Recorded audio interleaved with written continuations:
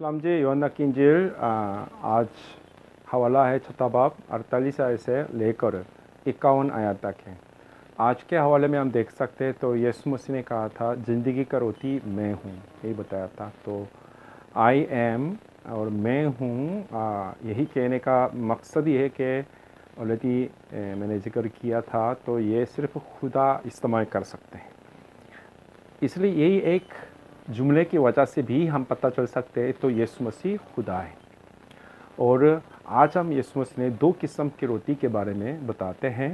पहला रोटी है तो बनी इसराइल के लोग बियाबान में जो खाया था मन के बारे में, और एक और रोटी आसमान की तरफ से रोटी कहते हैं। तो हम दो किस्म के खाने के बारे में, रोटी के बारे में यीशु मसीह ने जिक्र किया था।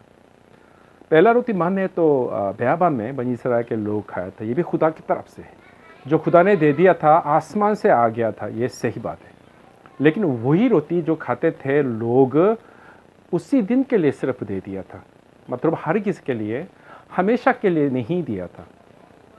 लेकिन यीशु मसीह ने कहा था, खुद कहते थे ज़िंदगी की रोटी मैं हूँ। इसका मतलब ये कि यीशु मसीह का मतलब ये कि इस जुमले का मतलब ये है कि जो निजात के लिए, हमेशा की ज़िंदगी के लिए यीशु मसीह कहते हैं। इसलिए यीशु मसीह ने अपनी जिस्म अपने सारे देने के बाद हमारे निजात दे दिया था।